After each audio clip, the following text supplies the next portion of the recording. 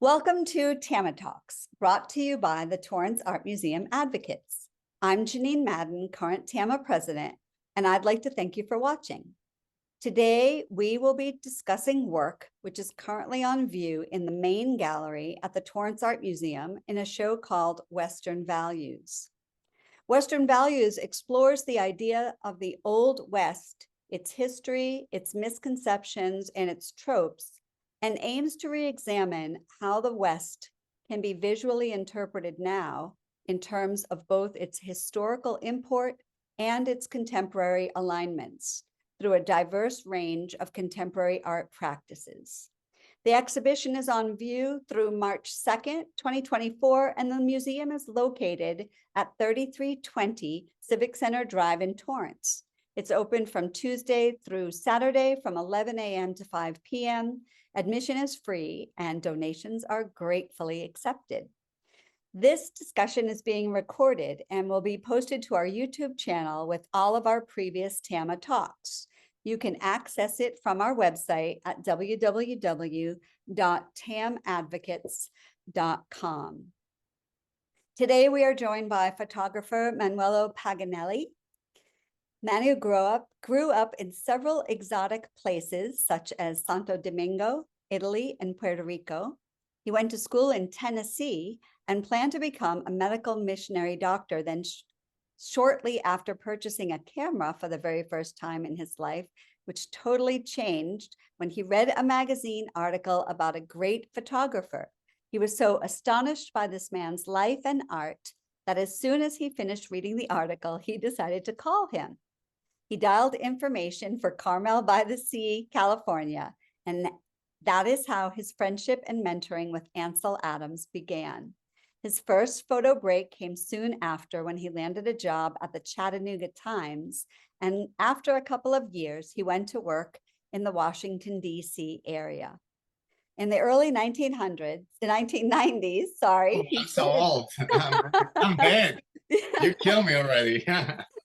He started work on his Black Cowboy series. And in March 2009, part of his documentary was featured at the Annenberg Space for Photography. In the summer of 2012, Paganelli was invited for a photo show in St. Petersburg, Russia, of his Black Cowboys documentary at the prestigious Manuello Museum. During the photo vernissage, hope I said that correctly, in 2012. The images that we'll be discussing today in this episode of TAMA Talks are from his Black Cowboy series, and we welcome you and thank you so much for taking the time to chat with us today about your experiences in photography, how you got started, and your work currently at the Torrance Art Museum. Thank you for having me. This is so exciting, and for the viewers, you're talking to the oldest person on the planet. You say 1800 or 1900? Sorry about that. I was nervous. No, I like that. It was cute. It kind of fits with the Western values cowboy. Yeah, right. Yeah, just put you back in the early. You know, it's very humane. You know, it's great. I love it. So just tell us a little bit about how what, as the slide says, how it all got started. Your biography is stunning. You pretty much said it, and thanks for the wonderful introduction. And for the viewers, thanks for watching. And for anyone that is getting into photography or love photography or are taking photography classes, I hope that watching this interview, some of my images can inspire you. I'm self-taught. I have never taken a class in photography. As Janine said, my last year in college, I decided not to become a doctor. So I bought a camera, then went to a bookstore, and are we sharing the my keynote? Can you see the Adams image? Yes. Okay, great. So so I went to a bookstore and I saw this magazine, which I still have, of Ansel, and I didn't know who he was. I called him up and then the rest is history. Can people see me too, or they just watching my keynote, or You both? know, I have a feeling that when you share screen, they Yes, also that's it. can see you, but you are, again, as we discussed earlier, you are small and your Yeah. work is larger. Okay, great. No, that's how we want it. Okay. My work is was important, not my face or anything else. So yeah, so I'm gonna give you a presentation from the beginning of my career. So after I started mentoring with Ansel, and he realized that he was giving me some assignments, and it was mostly landscapes. That's what Ansel is all about. He's right here, the image. Anyway, and he realized that, hey, maybe he should do something else besides landscapes because he's not that good with landscapes. Anyway, and then he yeah, right. And then and he asked me, have you thought of shooting people, photographing? And Yes. yeah, and I said, no, I never thought of doing that. And he said, give it a try. So I started doing that, and that was the beginning. Then a couple of years after that, I got a job at the Chattanooga Times without any experience. That's me on the left, in case you were wondering. Those were the days where that's in '82. Those were the days when, look at that computer, right? Yes. Right. Those were the days where hair was like, see, I'm like wearing a helmet. So anyway, so I was right. I was at the Chattanooga Times for about 2 years, and the man in the middle, his name is John Coniglio, another photographer at the Times, and a writer from the Times. And then this is some of my work from when I work at the newspaper. Uh, And then that after working for the Chattanooga Times for 2 years, I moved to Washington, D.C. I wanted to pursue bigger venues. I figured going to a bigger city would be more helpful. So then I started freelancing. I started working for my clients were USA Today, the Washington Post, New York Times, things like that. Then after 2 or 3 years of doing that, or four, I realized, hey, newspaper money is great, but I would like to make more money and have more opportunities. So then I started working for magazines, and then I started working. My first magazine break was Forbes magazine. Then that opened the doors to many other magazines, such as Sports Illustrated, Time, Life, Business Week, Reader's Digest, GQ, Newsweek, you name it. I was working for all those major magazines and a lot of international magazines. And it was great because I got to, and that's in Boston, and you're from there, so you, Yes. I yeah, like the yeah, Joe Thornton picture. Very nice. yeah, right. That's your team, I'm sure. Yes, it is. Yeah, right. And I got to travel all over the world from magazines, and that was great. Men's Journal. This was for Men's Journal magazine, and so it was great. Then I was in DC until 2001. I always wanted to move to LA, work with celebrities. I was fascinated with Hollywood, growing up, watching all those movies, black and white, and uh, hey, Hollywood is the place of creation, really be creative. So then I moved to Los Angeles and work doing that. Then after a while, this is some fair sheets from magazines that you're seeing besides my work. That was for Men's Journal. Then after a while, I got tired of, I realized, I don't want to do really celebrities. I want to do more fine arts. I want to do humanistic work that can resonate with most people, because most people are not celebrities. That's not the real world. And then I started concentrating more in doing fine arts. And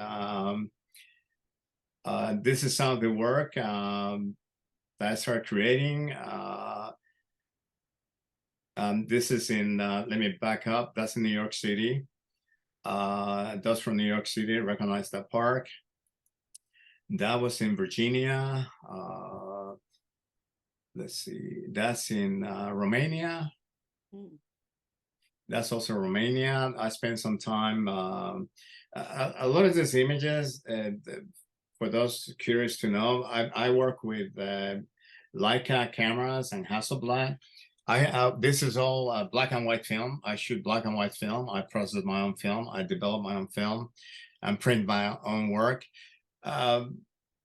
Like this images with the monks, it just doesn't happen. Like I just go there and let me walk into their dining room. No, I go, I spend time getting to know the people before I even pull a camera. And I have been to that monastery quite a few times, so they get to know me, and I even stay there sleeping. And then after they got to know me, pretty much I will help around and without my cameras, and I volunteer this, volunteer that. It's challenging because I don't speak Romanian. I speak Spanish, Italian, English, and some basic French, but not Romanian. But a lot of times just intuition, a smile, and willingness. They can see who you are and feel you, and they welcome you. So I was eating with them too, got to eat with them. So it's a great experience. I haven't been there since COVID, and I would love to return. And so it'd be great returning. I mean, to that monastery. I did go back to Romania, but I haven't been back to that monastery since before COVID. That's also in Romania, also there. And you could stop me anytime if you have any question. That's in Spain. That's in California. So I was trying, that's in Wales. So I was trying to be more of an artist. And so at some point, that's in Greece, I started shooting for magazine. Unless the client, it was a great client that I respect and like the publication. And also if it's a person, the art director or director of photography that I know from my past, or someone that loves my work and the project is great, yeah, I'll do a magazine for a shoot. But most of my work now is doing my own documentary project. That's in Argentina, Tango. That was in '95. That's in Turkey. That was the first time I traveled to Turkey. I believe it was '89 or '90 or '91, such a long time ago. Then I revisited Turkey, went there in 2023 for so many years, and it has changed so much. I was impressed. It was very, very different. So I have been there 3 times since 2023. So I want to continue working on my project in Turkey. That's in Italy. That's in Russia. And I went to Russia. The government invited me there. It was by invitation. So I was there for about over 2 weeks, and I was showing. I was at the museum, as Nin said, showing part of my black cowboys. So it was really great. And then I got to meet some people, and this is a friend I met, and then so I got to photograph her, and so it's great. Learning, traveling, seeing different cultures. And this is a project I started working in '89 in Cuba. And when I started going to Cuba, very few people from the USA were even going there. Nobody was going there. So I was pretty much the first person that I was able to go there often. I got to meet the people, politicians, and people in charge of diplomats and embassy. And I went to Cuba searching for relatives that have been lost long before the revolution in '59. So anyway, it was great going there because I was pretty much the only person walking around with a camera most of the time. That was long before the cell phones and the web. So it's more isolated in so many ways. And I had a blast. And then with my images, then in '96, I was given a grant by the in Virginia Commission for the Arts. It was really great. It was like, oh yes, there's $5,000. It was really great because that's a lot of money in '96. Yes. And it helped me, yeah, right. So that helped me to go back and do more work in Cuba, and so it was great. I had a great time with this grant fellowship, and then I kept going to Cuba and continuing work on that project. I traveled to Cuba over 66 times. Then a lot of my magazine clients knew that I have access to Cuba, so they will also send me to do photo shoots in Cuba. So it was great because I didn't have to pay to go there. They will send me. And then I would do whatever they wanted me to work on. And then I would do my own project while I was there. Sure, sure. And, you know, those two figures there. Yes. Fidel. So as you can see, I was able to get a lot of access because I got to meet the right people in the government. And that was really helpful. I have carte blanche to go anywhere in Cuba without being asked questions or interrogated or anything like that. And do you think that's because you spoke the language so well, or No, you not at all. No, acclimated? because no, not at all. It's just because I got to know the right people and approach them the right way. And that's a great question you asked me. And that's how little by little you get to know people and they get to see your heart. I then knew my intention. It was in the right place. So same with my heart, and I wanted to show Cuba in a positive light. I tried to stay away from politics because I didn't want to get into politics at all, because that could have caused me for them to kick me out, never to return to Cuba. So I had to be careful how I do what I was showing, and that's that type of things. Also having families there, which I ended up finding in '93. I didn't want that to hurt them or Right. just my actions. So you have to be careful when you're there. So I didn't want to have any problems, that sort of thing. Sure. Then at the same time, around the same time, maybe 2-3 years later, when I started going to Cuba, I was gonna say that then after Cuba, so many trips, I did a book of Cuba, which is here. I'll show you. It came out in 2015 or 16.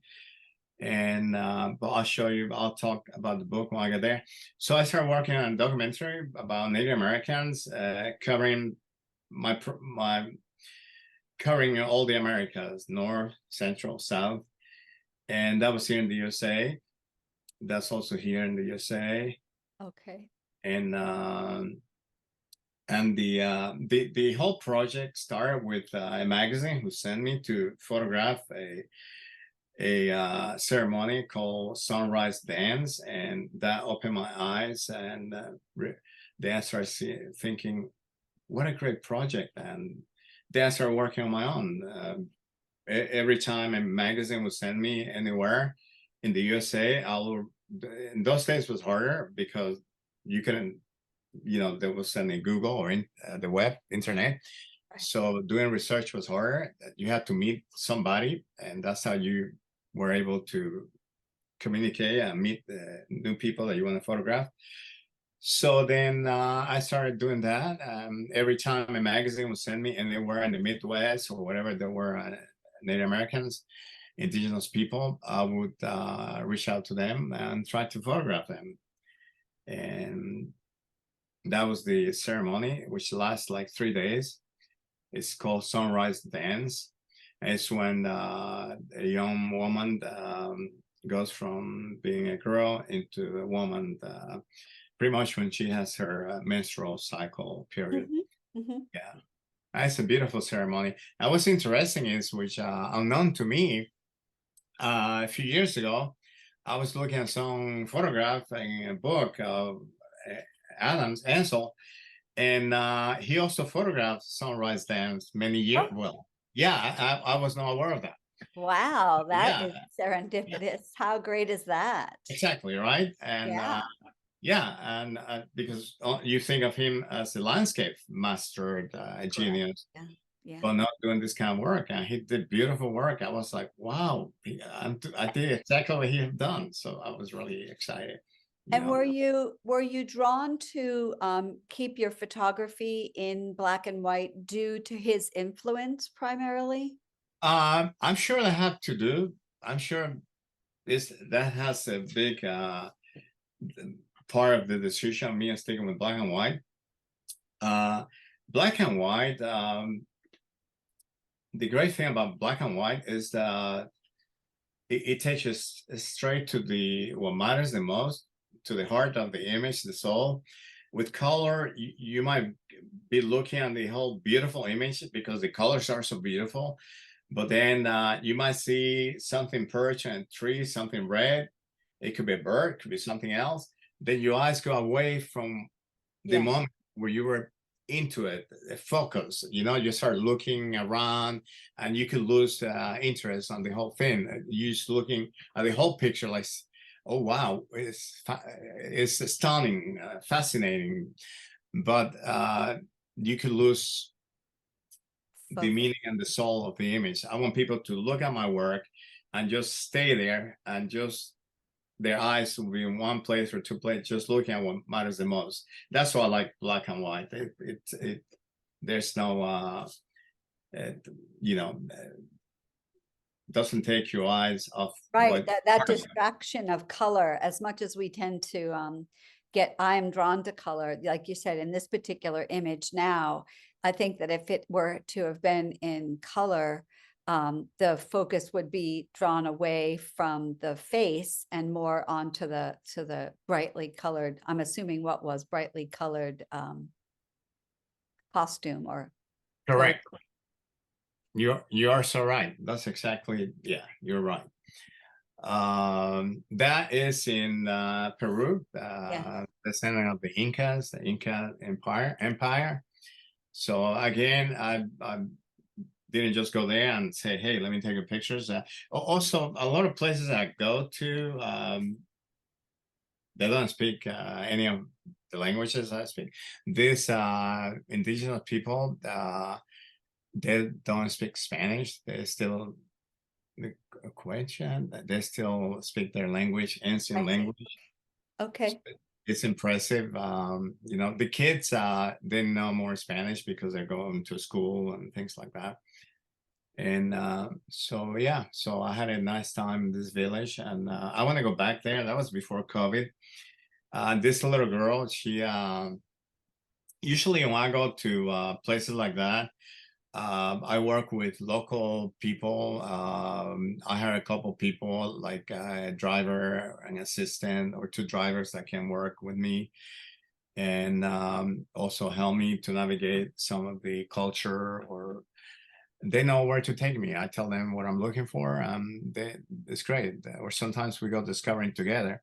So always I try to uh, before I go to any of those places, villages, I stop in a supermarket somewhere and then try to buy essentials like cooking oil, rice, beans, things like that. So Mhm. I could give to people at the end. And then at the end of this section, at the end of the session, my two friends were handing out things to the elders and parents. And then so I was just chilling out because when I work, it takes so much out of me emotionally. So I was just relaxing. And then I felt someone was pulling on my on my hand, my shirt, at the corner of my shirt. And I look around, it was this little beautiful girl. It's Oh, like a little princess, right? And she asked me. It was really sad later.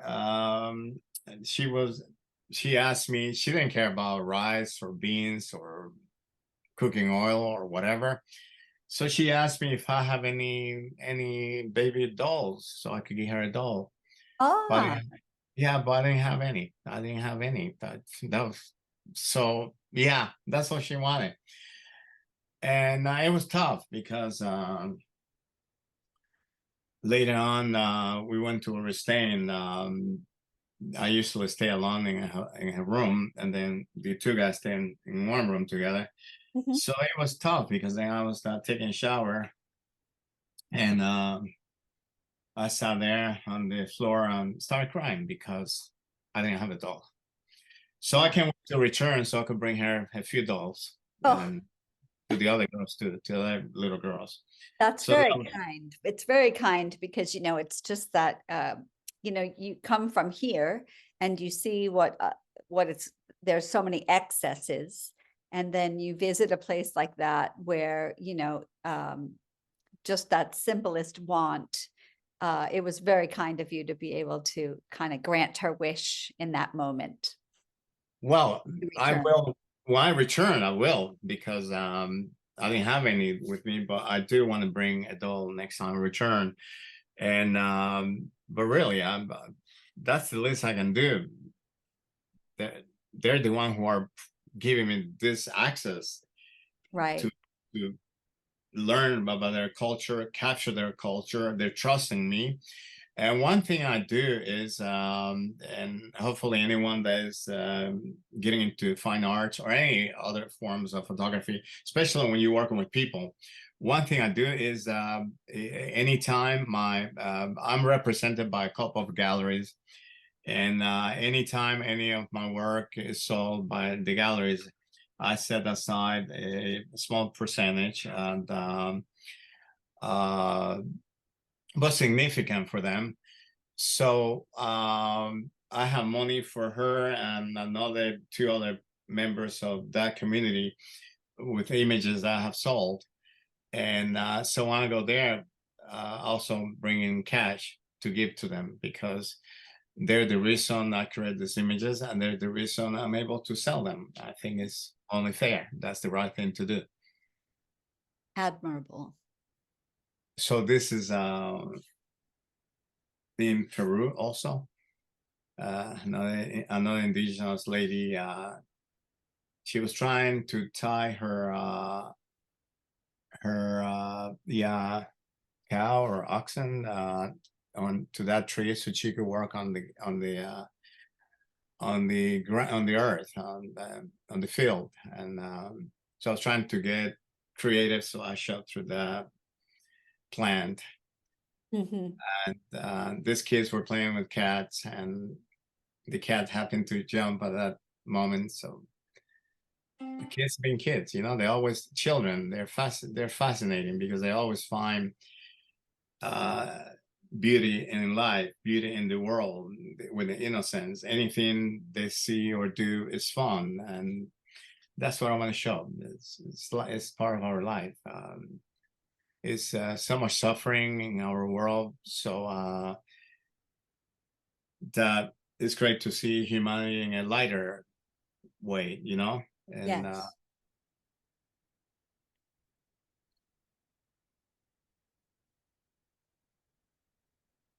How long were you in Peru? I usually go for close to a month, and Oh, nice. I was there 2 or 3 times before COVID, and in Ecuador once. I wanted to return to Ecuador, but then COVID came and put a stop to everything. And uh, Oh, yeah, right. And are they marionettes? yes, yes, Yeah. that was long ago. That was in the 90s. That's in Ecuador, and yeah. So that's what it is, marionettes. And Yes, I love this. Yeah, right. And what I yeah. love about this image is I mean, look at the little girl. It looks like she was part, she was a marionette herself. And like she got bored of being there and she stepped out of being a marionette and is there, you know, like she came out from there and standing there. So I love it, the way she's standing there. And when you see her arms, it looks like part of them, like some of the arms that you see there on the marionettes. Yes. One of know? those marionettes looks very similar to Fidel Castro. Oh yeah, well that's him. You got Yeah. Fidel, you got Che Guevara, you got Hitler, Yes, I saw you Che, got right. yeah, you got Russians, and yeah, so you have all of them. So yeah, that's here Native Americans in the USA in a race that was doing a trip across the Midwest. The great thing about my project is that anywhere I go, I could be working one project and then it commingle with other projects. So I take advantage of where I am, and then I capture something that could be related to another project I have been working on. So, and you know, this is the great thing about going deep into the jungle, because when you go to those places, this is the way they dress. That's how they walk. So it's great to see that some we still have cultures that they're still keeping the culture the same way it was thousands and thousands of years ago, long before the Europeans, the Spaniards came and changed all their lifestyle and everything, you know, because then the Portuguese came later, the French and the English. So changed everything for them. So it's great to see that they still continuing their culture, their language.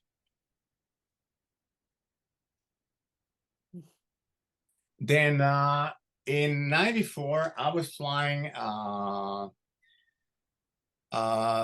from Washington. I was still living in DC in '94. So I was flying from Washington to Texas. It was either for Forbes or Time magazine. And sitting next to me was a black gentleman, and he was dressed like a cowboy. And I thought, this is odd. I mean, I never seen a black man dressed like a cowboy. Why is he dressed like a cowboy?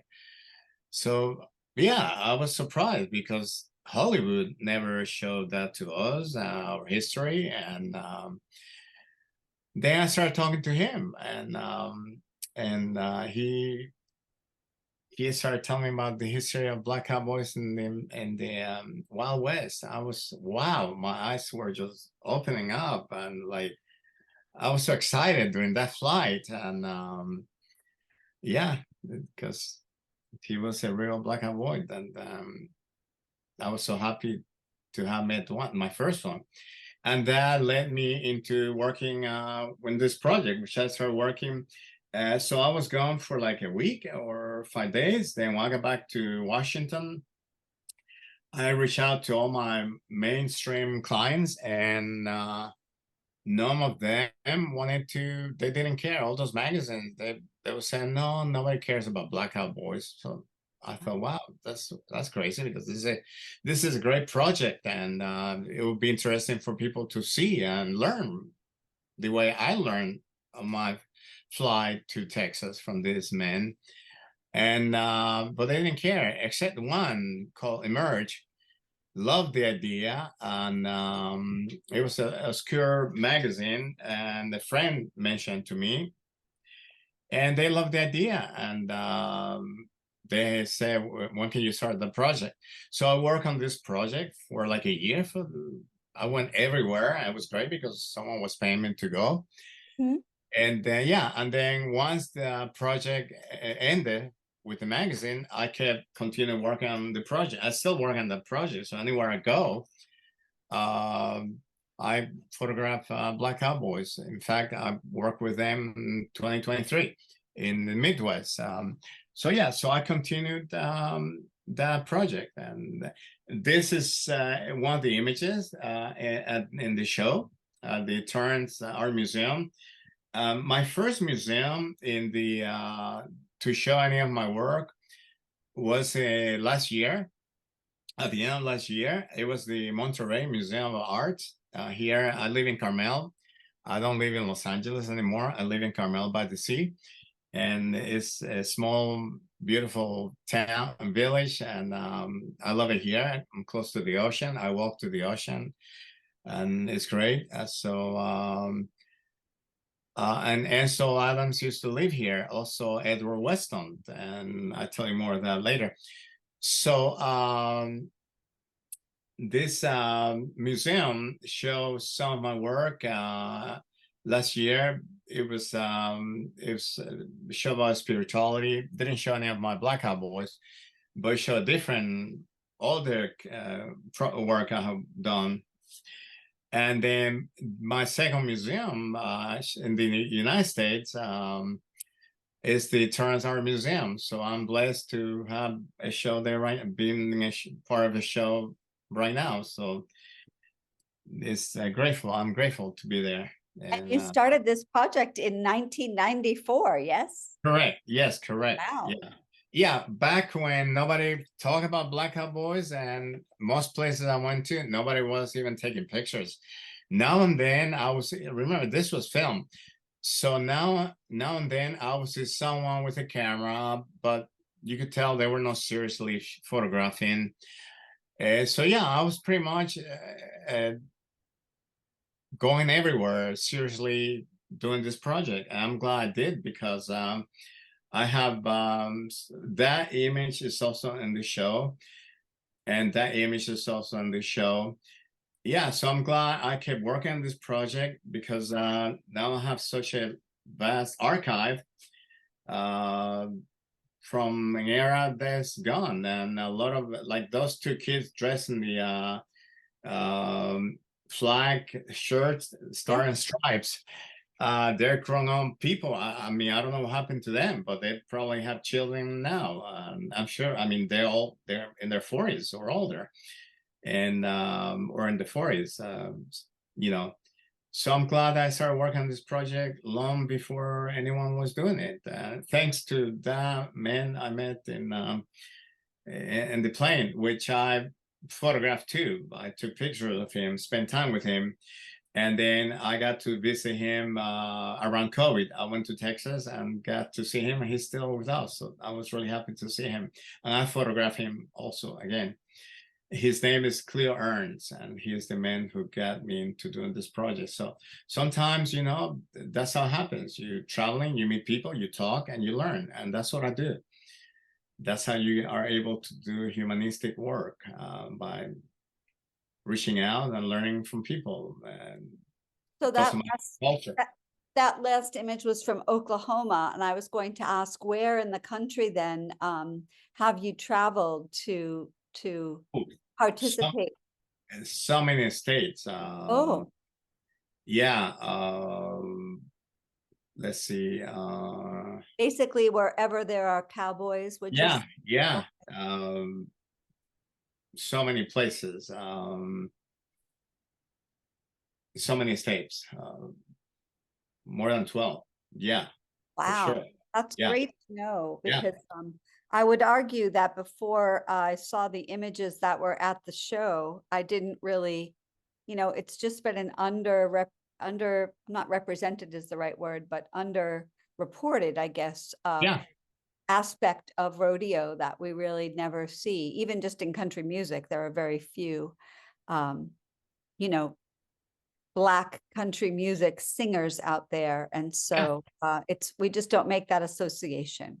No, I agree with you. And yeah, this is a story that most, like I said, I didn't know there were Black Cowboys. I mean, and it's fascinating that I started working on this, and I learned, because even at that time, I'll meet a lot of Black folks, talking to them, and they didn't know they were Black Cowboys. They didn't know they had, they didn't know that themselves. And at the end of the day, I think that's really one of the major, you know, focuses of art in general is to kind of illuminate aspects of whether it just be a genre of art, or in this case, a whole group of people that you never really knew existed before. And it takes one or Yes. two, or, in your case, yourself as an artist, to a photographer, to bring light to something that we did not know before. Correct. Yeah. And this cowboy, he is blind. That's what you see. His eyes are closed, but he's blind. And that gun he has, it has real bullets. And so I spent some time with him, and I said, so how are you gonna shoot if someone comes into your house? They say, oh, that's not a problem. My heating is great. I just aim and shoot. And he said, 1 to 6 bullets should get that person. Yes. We laugh. Yeah. Yeah, one will get it. Yeah, so this is, I shot Colorado, Oklahoma, Texas, Georgia, Maryland, California, Mississippi, Missouri, Arkansas, Kansas, many Wow. other places too. Oklahoma. Yeah, Louisiana. Yeah, quite a few places.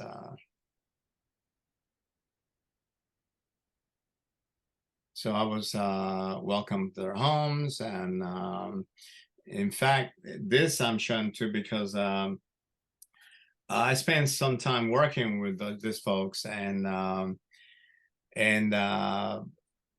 towards one of those, my 2 days before leaving, I got really sick, and because I was staying in a different town about 45 minutes from that place, and they could see that I was not doing well, and so they didn't let me go anywhere. So I stayed with them for about a couple of nights, and they took care of me and got me well and fed me, and that was nice. And just to show you love of humanity and respect, that kindness of well, people who are once strangers, who, just from a little bit of like you said, that humanity shines through. So it was got to do so many things. Every project I work with, then I meet people who they said, no, stay here with us. So it's great to see that. So it happens. Then during the COVID, I couldn't travel anywhere, so I started working on this travel across the Midwest, photographing the Midwest. And I went there in 2020, 21, didn't go in 22, went last year, 23. And I met so many folks there, so helpful, really helpful. And, they would say, hey, we have a room, you can stay at the ranch or here, whatever. Or, sometimes I did, other times I couldn't because I needed to go somewhere else and continue my project. But they would say, no, don't leave until we eat together. So they'll, Wow, so pure hospitality.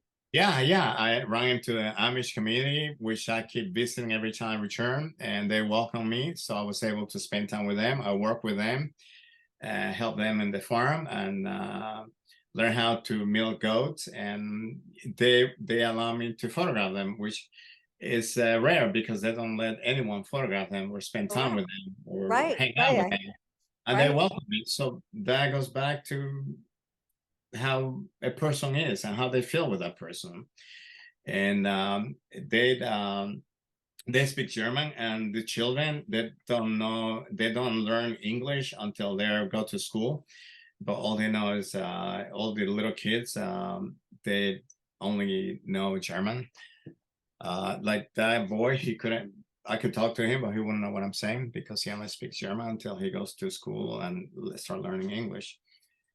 And so it's great spending time with them, and learning this culture. And she was flirting with me, I think. And she was.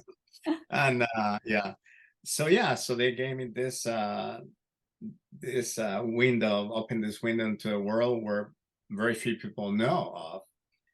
So it's great. They don't use electricity, they don't listen to radio, they don't drive. Yeah, they don't use anything that is modern at all. And where And was this? Was this in that was in the Midwest. Pennsylvania? I will not say the location because Okay. I want to No, that's I want to protect them and their sure. community because I don't want having say that and you have tourists going there and just thinking that they also let me go and photograph them. It doesn't work that way. Right. And definitely I don't want anybody, sometimes you got groups like come from other countries, China or whatever, and you could have 50 people going through that village just thinking they could do, so I'm going to protect them and because But, they but here in the United States, yes. oh yeah this is all in the Midwest, here in the Midwest USA, because like I said, since I couldn't travel overseas due to COVID, I figured I wanted to do, we couldn't go anywhere, we were even afraid to get out of our homes, and then yeah, then I thought, where can I go? And I said, the Midwest, that'll be a great place to go. I'm glad I did because there's so much beauty there and so much we can learn from them too. Everyone in the Midwest, they're so friendly. It reminds me a lot of I went to school in Tennessee, as you know. And it reminds me a lot of the South because people, that's how they were, very friendly, very kind. And that's what reminds me of the Midwest, Yes. and caring. I mean, there were places I would go and photograph and you see someone hanging in front of the house or the garage or outside a tree, a deer that they just killed in the morning. So they said, no, don't leave, let me give you something. And so they'll cut a piece and give it to me, and I'll take it and I'll cook it later because I have a hitch trailer which I'll pull on my SUV. So I would eat there, sleep. It has a kitchen. I will sleep there, and so it helps me to travel and save money Yeah. on hotels and things like that on eating. Venison. Exactly, and yeah, right. And sometimes when I got tired of that, because you get all cooped up, then I'll go and stay in a hotel or motel, and to take a real shower and watch something on TV because I don't have TV on this trailer. And to get back into the world, at least for 1 or 2 nights, then go back to into the trailer.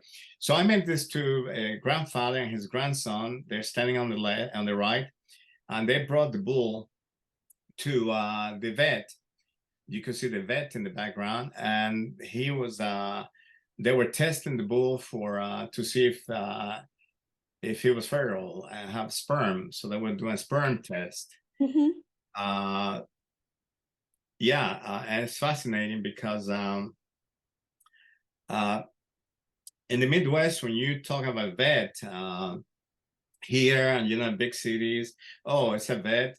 You think of taking your cat or your dog or a rabbit, whatever. But there, we're talking about horses and animal, from the farm, and yeah. So the way he does the testing is he puts a long rubber glove in his arm, all the way from his hand, all the way to his shoulders. And then he goes from the back and he does something from there and gets something and then pulls his hand out. Then he can test that and he will get the result. Yeah, Then not something you'd see in Torrance. no, not all, or LA or even here in Carmel or Right. well Right. maybe well Carmel maybe outside in Yes. Salinas, yeah. Mhm. So I'm sure, but yeah, no, any in Boston or any of those big cities, you know. I don't think so, no. Yeah, so after that, the grandfather said, "Come to the farm." I say, "Yeah, I'll be there later tomorrow." If say, "Yeah, come." So that maybe I went that day later or the next day and spend some time with the family. So it was great, and so then I tried to do some documentary with this family, and it's all about the Midwest, you know, and then before I left, yeah, they wanted me to stay and eat with them. So that was nice. That was very common, you know. Then anything I see, I stop and photograph. I love watching these kids playing, which you don't see too often anymore. And it was nice to see those kids there in that little pool. It was very hot that day. I went to get in there with them because it was very hot, you know. Mhm. Yeah, yeah. So it's great meeting all these people. And then I went to other rodeos. That was in South Dakota here. Let's see.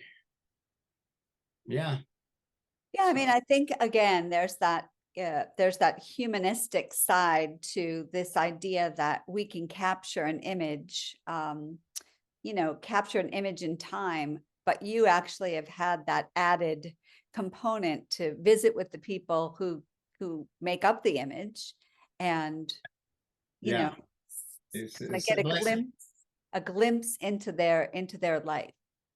Yeah, one thing yeah, and you're so right. And they are opening that, giving me the opportunity. And I'm grateful because they're the reason I'm able to photograph, to capture these images. One day, all of this could change, could be different, and 50, 100 years from now, someone could look at this work and say, "Wow, look how it was."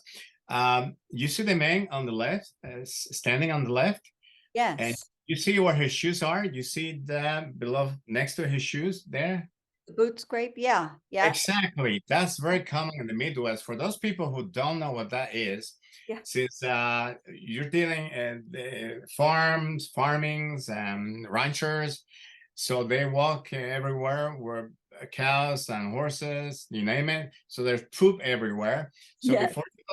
before you walk into a pharmacy or a bar or a supermarket, all those places have those things everywhere, and you clean your boots right away. You clean your shoes because yeah, you got to be polite, and you don't want to be the one that walks in smelling awful. And so I just want to share that little note because I didn't know it was until someone told me, you know. And Yeah, yeah, so yeah, that's why I'm sharing that so people can understand what that is for.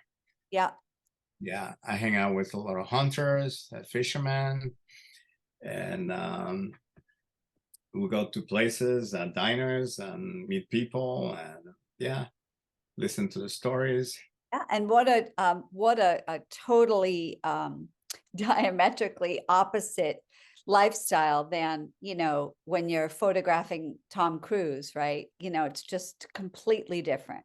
Well, yeah, I mean, you know, before I moved to Carmel by the Sea, I mean, I was living in Westwood, pretty much, Beverly Hills, Humby Hills. So to go from there to this, it's quite a change. But you know, humans are humans, regardless of where you live or your lifestyle. We are all the same, and so it's great that I'm able to spend time with people, regardless who they are, or where they come from, or the color of the skin. We are all humans, and we are part of this planet. We are all equal, you Mm. know. And All equal in the eyes of the camera. exactly. In the eyes of the camera, and also in the eyes of God, you know. So we're all equal, you know. But yes, in the eyes of the camera, you got that right. We're all the same, and we all have story to share, to tell, and that's what I'm there for, to listen to their stories and capture with my cameras, you know. And some of the, oh, that's a great image. Some of these images are timeless. You know, if you showed me this photograph, it's you'd never know it's 2020, right? Yeah, You know, this correct. could have been taken in 1950. And so that I Yeah, also think that the black and white lends to that timeless nature of the, you know, of the composition. yeah. Thanks for saying that. One of the things that the galleries that represent me love is the way that I photograph. My style of, they say my style of photographing uh, is timeless. It could be, like you said, it could have been taken 1940s or 1950s. And so It I'm is glad. very Ansel Adams, Dorothea Lange-ish. Yeah, yeah. And that's and Dorothea Lange, she Walker Evans were two of my, when I started thinking about the Midwest, inspiration for me to go to the Midwest because they work in the Midwest, you know. And so the Steinbeck, you know, Grace Yes. of, so that was a great inspiration to have in my mind, thinking of them. And yeah, I love this image. This farmer, he we climb up a hill. You couldn't see the valley or the mountains in the back, but he wanted to show me something. So he said, "Come and climb this." I was with Sam, one of my son's high school best friends, and he had just graduated from college, from high school. So he took a year time off from college. So he came with me on this journey. So it was great to have him because he helped me drive all that. So he said to us, this rancher, "Come, let me show you something." But then we had to climb a steep hill, carrying the cameras, all of that. So yeah, I was out of breath by the time I climbed up. So yeah, and then he was showing me around. She is still there. We were behind, and I just love. He was just talking and pointing, and I held Sam back. I didn't want Sam to get in the frame, so I put my arm like, "Sam, stop." I didn't say a word, so Sam stopped there, and this rancher kept talking. Then I started photographing him. I thought, wow, I mean, it reminded me of John Wayne or something like that, you know, like, Yes. Yeah, yeah, very much so. gigantic cowboy, you know. So yeah, I love that image. Then in last year, I went to, never been to India, so I went to India, and I'm going there soon. In fact, I'm going there day after the Super Bowl. So yeah, it's a very spiritual place. So I'm excited. I'm going, and that's some part of my new project. This is a new project, so I'm always trying to work different projects. I like to keep busy and capture as much as I can. I Did you love it. did you shoot for National Geographic at all? Did you say? One time I did, then didn't. It was a time. It was different timing. It was different time. It was a time when you're, they wanted you to send samples of your work every often, like Oh, send me this to check. That's not how I work. I mean, if you hire me, you hire me because you trust me and let me do my job. sure, I, sure. yeah, so I didn't want to work anymore. Didn't want to pursue that. I mean, things have changed in geographic. I even noticed that they have used even black and white images. So yeah, so they have different people working. So if at some point I get a call from one of those art director or director of photography or for editor, yeah, I will welcome the idea of working for them. And do you have a preference as far as seeing your images in print, like a magazine, or in seeing them actually on a gallery wall Well, it's two different things. or Magazine, museum? yeah, magazine, that's also different. It's different because a magazine, you're reaching out to a large audience, could be so vast, because also they have online presence. So then people can get to see your work in so many places. Then being our gallery is impressive. We, as a photographer, we all want to be in our gallery. That's what we all dream of being our gallery. And so I feel so honored and blessed to be now at two galleries. One is the Weston Gallery, which is run by the family of the great Edward Weston. It's here in Carmel. And Edward and Ansel were good friends. And the other gallery is Obscura Gallery in Santa Fe, New Mexico. So it's great to be in those two places. And beyond the gallery, we, as artists, we hope that our work could be in a museum. Now my work is Torrance Art Museum, so I'm really blessed and happy that my work is finding its way to museums, and because it's great. I want people to see my work. I want to see them what I have created. Excellent, excellent. You know? And that's just like my mentor Adams did, you know, or Edward Weston, the gallery that represented. So this is in India, and this is I came upon this, or I learned about it while I was there. And this is like a school where they teach, it's a school, wrestling school. So I spent some time with these kids and their coaches, and that's part of their training. It's a tough training. I mean, they are doing that before, right after sunrise. I mean, early. Well, yeah, even still dark when they have to be at that place. And they have to abstain from, because you have different ages, and you have to abstain from going out with women.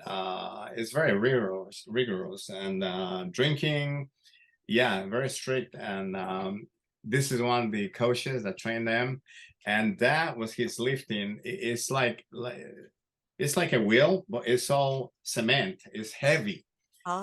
Yes, it's very heavy. I mean, heavy.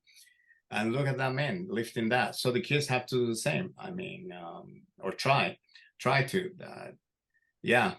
So I have a lot of images of this project, but I'm just showing you a few. And they cover themselves with this mud and all their body before they go wrestling. And that's also in India. That's also in India. And you're heading back shortly next week? Yeah, Monday, right after the Super Bowl. Go Niners. So that's my book that came out in 2016. And it's out of print. It's sold out. It became a bestseller. It came out a few weeks before a few weeks before Fidel passed away. So yeah, I was going to mention the timing was perfect, you know, because when he passed away, then people started learning about Cuba and started buying my book. It sold out fast. Well, great. We were able to send some members of the TAM staff to Cuba, and I think that they either arrived or they had been there for a day when Fidel Castro had died, and so they were there while that was all happening. And oh wow!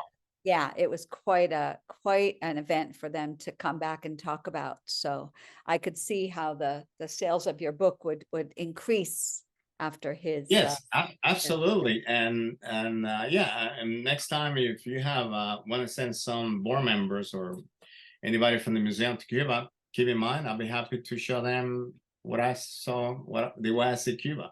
Wonderful, you know. wonderful. And so yeah, so then this is my two galleries. One's the West, so anybody could click. Well, you cannot click there, but you can just Google it and check their websites. And they're also on Instagram. And that's from the Western Gallery. And you can see my name in the yellow. And above, it was a 20th century artist. So it's great to be in the company of many of the greatest photographers of all time. So it's a blessing. I'm glad. I'm very humble and glad to be in their company. And yeah. Wonderful. Well, yeah, that's thank great. you. And that's my other gallery. And then after I got representation in the galleries. Then people started doing more interviews that's, about my work. That's one that came out about Black Cowboys. Also, I'm on Instagram for anyone I do for a workshop where I travel to different places, Turkey, Romania, everywhere I've been to.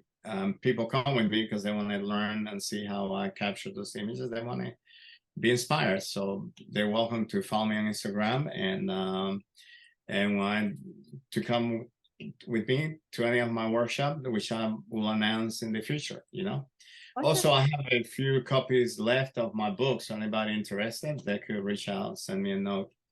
And I think that's it. I think this is it. Okay, great. So I was going to say, I'll have you stop sharing. And so the black. Am I still sharing? You are not. It is just okay. you with your perfect beard. So the Black Cowboys show images, pardon me, that you have at the Torrance Art Museum. Right. They were in, I think you were saying, I don't know if we have time. If you have time, I have time. If the video, want right? to share that short video, because again, I think that it's an aspect of life and even cowboy life, as it were, rancher life. I think that being able to kind of shine your particular lens, shine a light on it and have us view it through that particular lens of what you see and the relationships that you were able to cultivate when you took those images, I think would be very important if you can. Yeah, I'd be happy to. It is.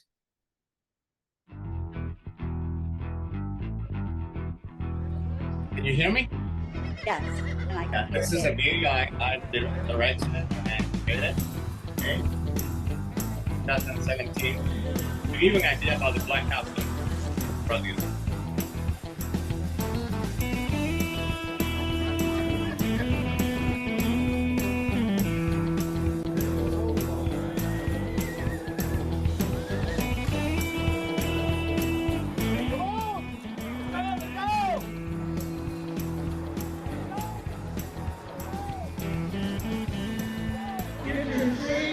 We're ready to go here on Sunday afternoon.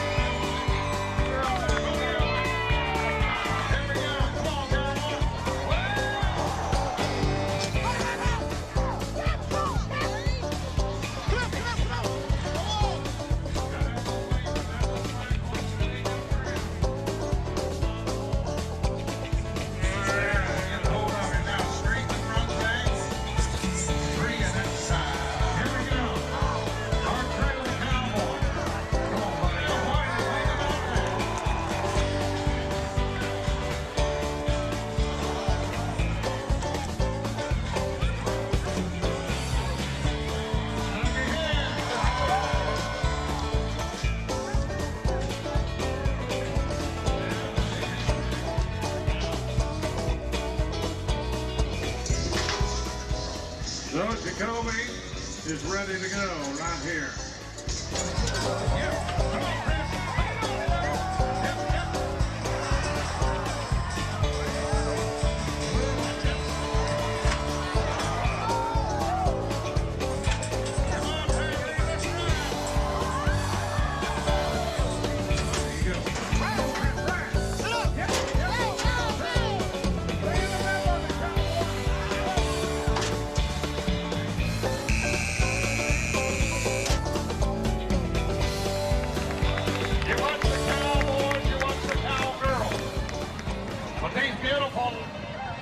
Right here are the renegades. People said they couldn't be trained, and you're right, they can't be. but they can be superstars in rodeo. Thank you for another year here in Oakland, California. Remember this, as long as the sun sets in the west, there'll always be cowboys.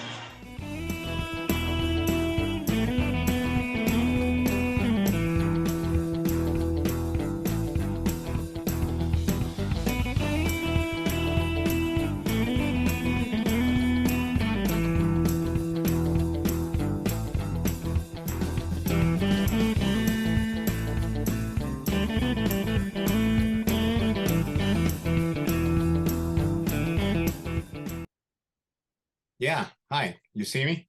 Yeah, yeah. Thank you so much for Yeah. sharing that. That was Yeah. Glad you enjoyed it. fantastic. Yeah, Glad you it was enjoyed it. it was wonderful. So you shot all that video.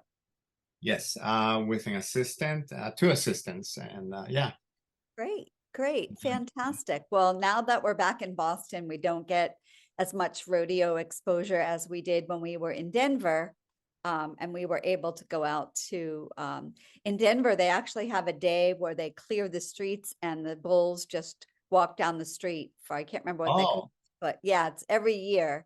like they're And running out of bulls in Spain, Pamplona. yes, in Yeah. Pamplona. This is just Okay. walking down the street and Right. in Denver, but it's a big deal. And Right. no, I think that we underestimate the significance, I think, of cowboys and farmers and Yeah. in this country. I know that we have a huge emphasis on technology and moving forward, but I think that our oldest son is working on a farm now, and he Fantastic. certainly has opened my eyes to the amount of effort and responsibility and dedication that it takes to kind of put food on the tables of Americans. And so They are the reason we eat every night and every day. yes, The farmers have to get up before the sun rises and sometimes stay up working till it's late, 24/7 every single day of the week. yes, one of the most lucrative jobs he has is when farmers want to go on vacation, he will farm sit for them because they rarely get time away from the farm. They have their Right. own animals as well as, their livestock. And so Yeah, he's found that that's a little niche for him it's great. where he lives in Oregon. So it's working well. But I want to Fantastic. thank you so much for Thank you. showing your beautiful photos. And I'm really hoping that, when folks go to the museum, if they get a chance to watch this, that as they walk through, not only with your work, but as they walk through, that they get an opportunity to just look closely, because as you say, spending time, the benefit of having things in black and white is that we spend a lot more time in front of the pieces that we see. But I think just in general, to a lot more than a 15-minute stop into both galleries, I think is important. And I know that there's other things to do, but I'm a big believer in spending more time in front of the image than in front of the label. And your work certainly allows us to do that. So I wanted to thank you so very much. Thank you for having me, and for the viewers, thanks for watching.